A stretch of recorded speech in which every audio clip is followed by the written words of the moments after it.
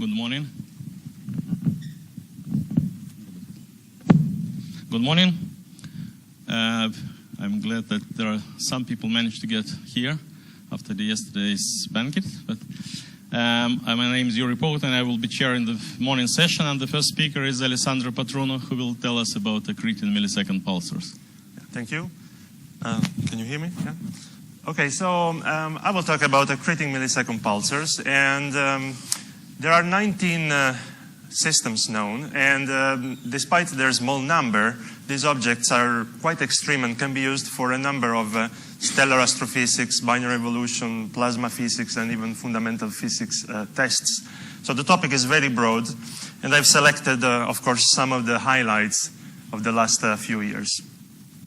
They are also important because they are related evolutionary to the radio millisecond pulsars. So these objects that were predicted to exist in '82 by Ali and by the Indian group are basically objects that are created in binaries when a high mass star explodes and leaves a low, slow spinning neutron star. Then the donor star, the low mass companion star becomes a donor star filling the Roche lobe. And it is in this phase that the accreting millisecond pulsars are created.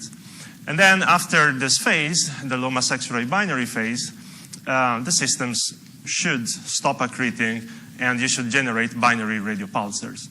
And now I will focus on these last two steps, also because recently it has been discovered that this process is not unidirectional in the sense that you can switch back and forth between these two final phases. Let me say something about let's say the physical configuration of the system. You have a low mass star that is transferring mass into the Roche lobe of the neutron star, and this plasma rotates in the accretion disk until it feels the magnetic pressure of the magnetosphere of the neutron star, and the gas is channeled towards the neutron star poles. And this radius here is the so-called magnetospheric radius when this happens. Now this is a zoom in of the innermost regions. This radius, the magnetospheric radius, sets the scale of the problem, because when the gas reaches this point, it also transfers its specific angular momentum to the neutron star and spins it up. If the rotation, the angular velocity of the gas here is higher than the angular velocity of the neutron star. If instead this magnetospheric radius is found outside the co-rotation radius, which is the point where the plasma in the disk is rotating slower than the neutron star, then you have the so-called propeller, and you spin down the neutron star. And this magnetospheric radius, of course, depends on the magnetic moment of the neutron star, and that gives you the magnetic pressure, basically, and on the mass accretion rate, which gives you basically the ram pressure of the gas. Now, I was saying there are 19 known accreting millisecond pulsars, and there are, broadly speaking, 4 types. Those that have a main sequence companion and have orbital periods, let's say, larger than about 3-4 hours. And then you have the semi-degenerate companion stars, which are accreting that have orbital periods relatively compact. You have the ultra-compact binaries with wide dwarf donors. And then there is the class of the transitional pulsars, which have been discovered recently, and that I will focus on in a few slides. Now, one peculiar feature of these objects is that their spin is very high, but never crosses a certain threshold around 700 Hertz. Here you see the spin distribution of accreting neutron stars, which I've plotted, including also the so-called nuclear-powered pulsars. So you have accreting millisecond pulsars, but you have also nuclear-powered pulsars, where you basically see detect the spin of the neutron star by looking at burst oscillations, which are generated during thermonuclear explosions that occur on the surface of the neutron star.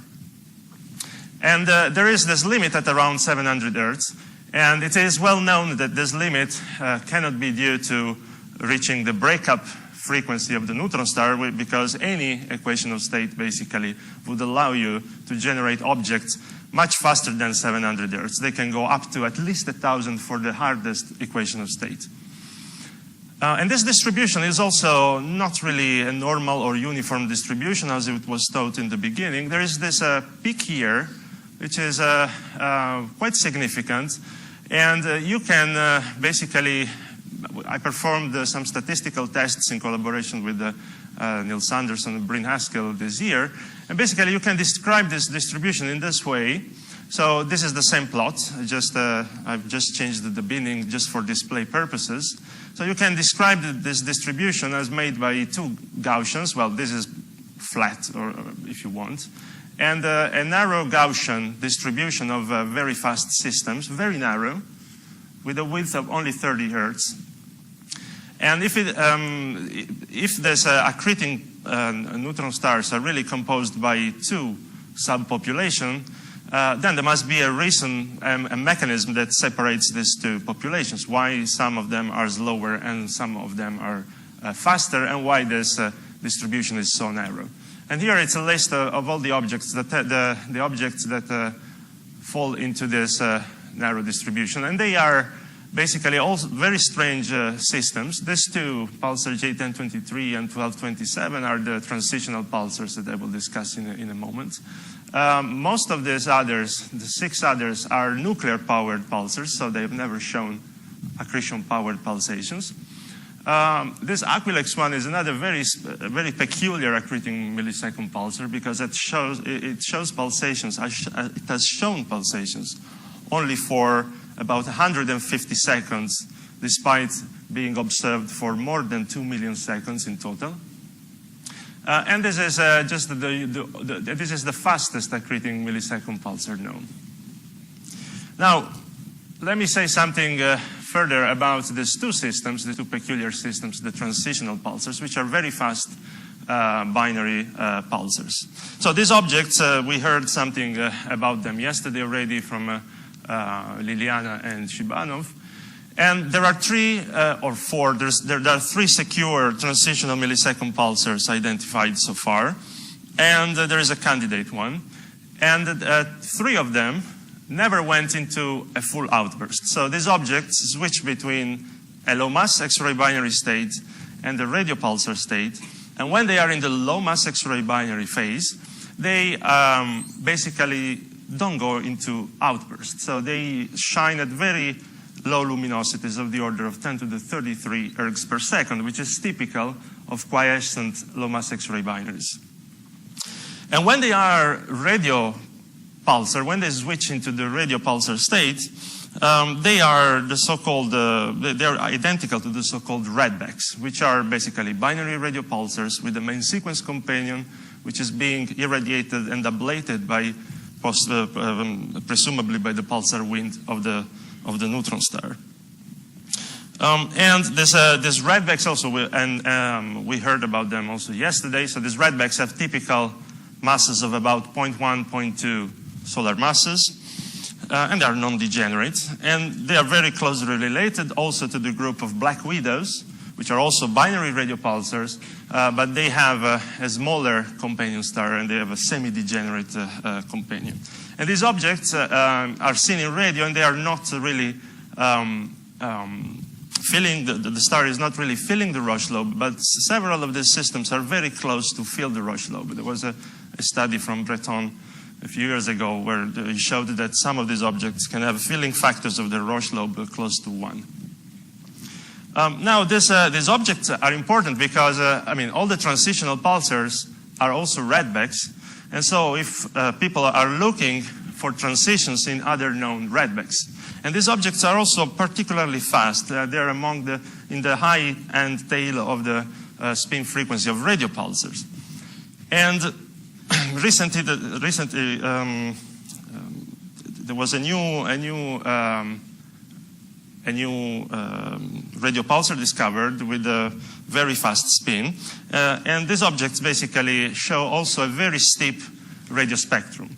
So if you want to find new ones, you can look at very low frequencies, and in that sense, LOFR, the radio telescope in the low-frequency radio telescope in the Netherlands, is playing an important role because it can reach very low frequencies and look at the spectrum of these binary radio pulsars. And I want to show you some new object that was discovered by the group of Jason Essels, and there's a paper from Case Bassa on the archive. This is a 707 hertz radio pulsar. This is in a black widow type binary. And this system was discovered thanks to the very steep spectrum, so looking at the very low frequencies. And an important thing to say is that this object, if you look at the location, this is the location in the PP dot diagram. This is a zoom in of the PP dot diagram. There's only an upper limit on the P dot, but this object is in the field, differently from the current record order of 716 hertz that was discovered in 2006 by Jason, that is in a globular cluster. And when you find these objects in globular clusters, you of course have a lot of problems to measure the spin derivatives because you have the gravitational potential well of the globular cluster that contaminates the measurements. This one is in the field, so far there's only an upper limit, but we will probably soon have a measurement, and we will know where this object is located. Now, okay, so if these transitional pulsars look like redbacks, people thought also, since black widows are very similar objects, they just have a smaller companion mass, can also black widows show transitions and become accreting objects? So far, none of the black widow pulsars has shown episodes of accretions and transitions. And so if you look, I want to show you something about an accreting millisecond pulsar that has orbital parameters compatible with those of a black widow pulsar. So this is the system SUX-J1808. And the question here is, so this is a 2-hour binary with a 400 hertz spin frequency neutron star. And so the question is, if this system, when the system is not accreting, when it is in quiescent, does it show a radio pulsar? Does the radio pulsar turn on? We don't really know, but we have done 2 tests. The first test that you can do is to look for the radio pulsations. And the radio pulsations, despite some very deep green bank observations that we got a few years ago, shows no radio pulsed emission from this object when it's in quiescence. And this means that the radio pulsar in SUX-J1808, if it exists and it's really pulsating in radio, must be in the bottom 10% dimmest radio pulsars known. So we can exclude that it is in the top 90% bright pulsar population. Also, when you look at the optical data, you see clearly a residual accretion. So you see a residual disk in the system. And in this plot, this is a VLT spectrum taken a few years ago during a quiescent state of SUX-J1808. And you see this double picked H-alpha line, which is usually the hallmark for the presence of an accretion disk in the system. And this is a residual accretion disk. And these residual accretion disks are not seen in transitional pulsars when they are in quiescence. When they are in quiescence, or let's say when they are in the radio pulsar state, let me be more precise, transitional pulsars show no evidence of accretion or residual accretion whatsoever. So they don't show this type of signature. One can look also at accreting millisecond pulsars in quiescence, which are similar to redbacks, because after all, no black widow, I said, has ever transitioned to the accreting state. So maybe those similar to redbacks would do. And this system, SUX-J1748, is also 440 hertz spin pulsar, accreting millisecond pulsar. And this has a main sequence companion, and it's in an orbit of about 9 hours. So this would be compatible, at least from the orbital elements point of view, to a redback. And in quiescence, again, this looks like a normal quiescent neutron star low mass X-ray binary, and it shows also a residual accretion disk. It shows also H-alpha emission. And in these 2 plots, you see basically HST observations that were taken in different epochs. This source is in a globular cluster in NGC 6440. So this is the color magnitude diagram of the cluster, and this is the color diagram of the cluster. And this red point is the optical counterpart identified by Cadellano et al. This year. So again, if you take accreting millisecond pulsars, which are compatible at least with orbital elements to redbacks, and you look when they are in quiescence, they still look like normal low-mass X-ray binaries. So what causes these transitions, and what is special about these transitional millisecond pulsars? Now, this is pulsar J1023, which is the first transitional pulsar discovered. This was discovered as a radio pulsar in 2007. And then by looking backward at archival optical and radio optical data, Archibald et al. Found some transition in around 2000. So around 2000, between 2000 and 2002, this object showed a residual accretion disk in optical. And then this system stayed in the radio pulsar state until 2013, when it switched back to a low-mass X-ray binary. And still today, this is still in the same state. However, when I say that this object switched to a low-mass X-ray binary state, this is not really a typical low-mass X-ray binary state. It's very dim. The X-ray luminosity is of the order of 10 to the 33 and shows this flickering between 10 to the 32 ergs per second and some flares that reach up to about 10 to the 34 4 ergs per second. So this luminosity is more compatible with a quiescent low-mass X-ray binary. And these are the three states: the low mode, this bottom one, the high mode at 10 to the 33, and the flare at 10 to the 34. What is special about this light curve is that this is identical also in another transitional millisecond pulsar. Here in the bottom you see the system XSS J12270 when it was in the low mass X-ray binary state. Right now it's in the radio binary state. These two light curves are basically identical. They show exactly the same features, exactly the same behavior. If you look at the spectra, or at both power and energy spectra, and you look at the three different levels, so let me go back, this low, high, and flaring mode, they also are identical. The energy spectrum is in the three different modes, low, high, and flaring modes, are all described by power law. There is a little hint of a black body in the high mode. And also the power spectra are featureless, and they are power laws with a possible break around 1 hertz, 0.11 hertz. And they are identical. There's no difference. This is very different from what you see, for example, in high-mass X-ray binaries, in some high-mass X-ray binaries, like VLX1 that shows switches as well. But in that case, you see a complete change in the X-ray spectral energy in the X-ray spectrum, because there's some material absorbing, and so you could relate these variations to material absorbing in the binary. Here, this is not the case. Also, in this high mode, in this middle luminosity state, the source shows pulsations, which are almost certainly accretion powered, and doesn't show pulsations neither in the flaring mode or in the low modes. This is very peculiar. And now we have been timing this object for several years. And here I'm showing you some new observations as well. So these are basically measurements of the, I see here you don't see it well. This is let's look at this one. This is the spin frequency of the object measured through the years. And this is a baseline of basically a few years since it switched to the low mass X-ray binary state. And the last measurement, these data points have been made with XMM Newton 2 months ago. And this object shows a spin down, even during the low mass X-ray binary state.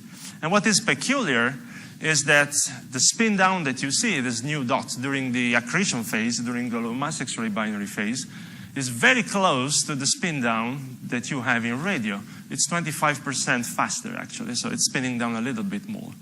And so far, there is no clear explanation for this. We don't really understand how this works. I mean, there is later a talk from Kyle, so maybe we should see if he has an explanation for this. Another peculiar object is another transitional millisecond pulsar. Actually, the very first one identified as an accretion and a radio millisecond pulsar. This object is also in a globular cluster in M28. And M28 is a very rich, is a globular cluster, very, very rich globular cluster full of millisecond pulsars of all kinds. And this object is a little bit wider, it's an 11-hour. And its peculiarity is that this one, differently from the other transitional pulsars, went into a full outburst. So this, if you look at the X-ray luminosity of this object reached the typical X-ray luminosities of neutron star in low mass X-ray binaries when they go into full outburst.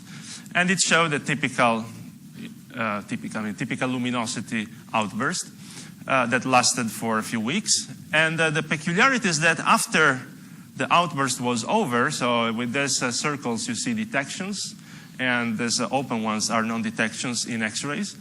And the stars are non-detections in radio, so here it was not a radio pulsar, it was an accreting pulsar. Here it stopped being an accreting pulsar, and after a couple of days was already on as a radio millisecond pulsar. So the transitions, at least from the low mass X-ray binary to the radio pulsar state, are incredibly fast. And here you see the first detection that was made in Westerbork in May 2nd, 2013. Now, another peculiarity of these transitional pulsars is that they show a very powerful, outflows. Now, here you see this is the famous radio X-ray luminosity diagram for jets that is used in jets. And you see these black dots. These are the black hole measurements, black hole binaries. And it's well known that the X-ray and radio luminosity of black holes correlates very well. And usually this is interpreted as, this radio luminosity as being generated and X-ray luminosity as being generated by a compact jet emitted by the binary. And then you see this big blob of objects, which are the accreting neutron stars in low mass X-ray binaries. And what is peculiar is that if you look at these two lines here, these are the predictions that the accreting neutron stars should follow when generating a jet, an outflow. And I want you to focus first on these triangles. These triangles here refer to the transitional pulsars. And these transitional pulsars are very powerful because their radio luminosity is much larger than what was expected to be found based on these extrapolations based on models. Another thing which is interesting are these data points, which are these red stars, which refer to the latest outburst of SAX-J1808 observed in 2015. And also, this object shows quite strong variability, but also very powerful outflows. And there is this line here that you see, which basically identifies the location where these transitional pulsars were first seen. And now this region is slowly being filled by other objects, other accreting pulsars. So it seems that at low luminosity, at low X-ray luminosities, these objects, these accreting neutron stars with the magnetic field at least, can generate powerful jets. And the reason is still not very well understood. In particular, if you look at one object, this is pulsar J1023, the transitional millisecond pulsar. And this black curve are Chandra data observed last year, that observed the source last year. And overplotted are JVLA radio observations. And if you look at this, you see that there is a very tight anti-correlation between the radio and the X-rays. So when you go into this low mode, there are flares in radio. This is not very strict correlation in the sense that sometimes there are flares in radio which are not seen in X-rays, but when you see a low mode, then the source shows flares. And now you can say, okay, if I take the radioluminosity and the X-ray luminosity here, and I assume that this is generated by an outflow, where would this object fall? And this is the location, this star, where you would put pulsar J1023 when you see this flare. And so it's basically on the same line of black holes. This is the same diagram I was showing before. And this object, of course, opens a number of new questions, because first of all, we don't know how these outflows or jets are generated in accreting neutron stars. There are some vague ideas on what happens in accreting black holes, but accreting neutron stars are still not very well understood. But also it shows that this diagram cannot be necessarily used to identify and distinguish accreting black holes from accreting neutron stars. Some of these objects might even be some sort of transitional millisecond pulsar imposters, if you want. And finally, I want to say a few words on this other object. This is the fourth transitional millisecond pulsar. It's still a candidate. This was discovered in 2015. And again, this is what you see here is the XMM Newton light curve. And you see that, again, this also shows this typical flickering during the accreting state. And again, this now is being used to, let's say, to find new objects. But of course, it's very complicated to observe this flickering if the object is far away. So we actually don't really know whether some accreting millisecond pulsars that we already know would show this flickering at these luminosities, because they are pretty far away. These objects are relatively close by. Pulsar J1023 is 1.4 kiloparsecs, whereas most accreting millisecond pulsars are in the galactic center, so are a factor of 5, 6 more in distance. And this object is a candidate because it has no measured spin or orbital, or at least as far as I know, there is no spin measured, so no accretion-powered pulsations. And Slavko Bogdanov also looked at archival data in the past decade and saw no sign of transition. So this object has been in this state for very long. It is also a gamma ray source. It's an unidentified Fermi, well, now identified Fermi gamma ray source. Shows radio emission and has been relatively stable for the past 10 years. Okay. So my conclusions are this. So these objects, these accreting millisecond pulses can be used for a lot of different tests. They show some very peculiar high frequency speed limits in their spin, which is also similar to the speed limit observed so far in radio millisecond pulsars. And the transitional pulsars show a very puzzling new phenomenology, from outflows to X-ray light curves to this very strange transitions. There's powerful jets rival in luminosity those seen in black holes. And the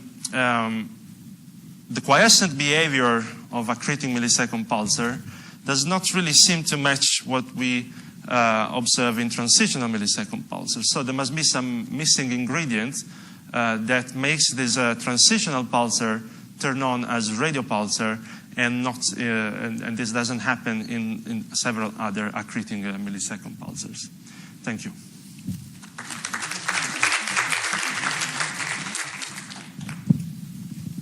Questions? Any questions? Sandra. It's very interesting. I have a small comment. Can you come back to the slide with the radio anticorrelated with the X-rays? Sometimes we also see these flares, and the radio is coming afterwards probably, or at least it also has a flare when the X-ray flare is present. You mean here? Yeah, it seems that it's sometimes not only it's anticorrelated. not. Sometimes it's not correlated. But what is important is that when you have these low modes, you always have a flare. But then sometimes you see that here. You see all this bunch of flares in radio, and they are not related to the X-rays, yes. But there are also sometimes the radio flares are coming like at the same time or a little bit after the X-ray flare, so it might be interesting to... Yeah, absolutely, like here, yes. More questions? Anybody else? Kyle. Yeah. Just from looking at the light curves, it seems like these things spend most of their time in the high mode and then drop occasionally to the low mode. Do you know roughly what fraction of the time it spends in each state? Oh, the exact number? No, I don't know, but yeah, you can see it from here. It's like probably 20% of the time is in the low mode, and most of the time is in the high mode. Yeah, and these flares, the flares that you see, which maybe are more obvious in the other plots, they occur sometimes in bunches, and sometimes they last for a long time, several hours together. So you see a lot of flares. Sometimes the observations instead are relatively clean. Instead, this low mode and high mode alternate pretty regularly. It's the flaring the flaring activity, which is a little bit more erratic and variable. Yeah. Can I ask about this object? When you say accretion-powered quiescent, do you know the spectrum of this emission? Is it like thermal or non-thermal? The spectrum is this one. Is basically non-thermal. I mean, it's a power law with an index of 1.7. Okay. In the high mode, you have a hint of a black body, which I think is just because of the pulsations. It doesn't look like thermal emission from the surface, just some shock. Anyway. Yeah. Yes, question. Alessandro, could this 700 hertz to be due to R mode instability? Did you check this? Yes and no. I mean, not me personally, but people have looked into this. It's the usual problems. I mean, you can, if you have R modes, of course, the R modes can put a limit, but there are some systems where this is not observed because the R mode should spin down. I mean, lasts for a certain amount of time. And so when this R mode is active, you should see the star spinning down. And we don't see that. Also, they should make the stars hotter because of this dissipation of energy. And there is not really a clear evidence for this, let's say. I mean, I don't know the details of the models and how, which one is more realistic than others, but observationally there is not a strong evidence besides this limit. But there are many other ways of justifying the 700 Hertz. That's the problem. I have a question about SAX-1808. I remember, I think it was a paper by Borderi a long time ago when they claimed that you see radio emission in the quiescent state of this object. Is it still, no, do people believe that? No, I think what you are referring to is the fact that a radio pulsar was invoked, let's say, in quiescence because you have an overluminous optical companion. And so this must be irradiated by something. And if you look at the X-ray luminosity in quiescence, that's not sufficient to irradiate the donor. And I agree with that. But the problem is that maybe you have a pulsar wind but no coherent radio emission. Seems strange. What is strange is also that other systems, because SAX-1808 is not the only one, there are several others that show an overluminous donor star in quiescence. So if they all turn on as radio pulsar, well, let's say if they all have a pulsar wind in quiescence that is irradiating the donor, why nothing happens to this residual disk? That's really puzzling, and I don't think there's an explanation for that. Any more questions? Okay, let's thank Alessandro again. Thank you.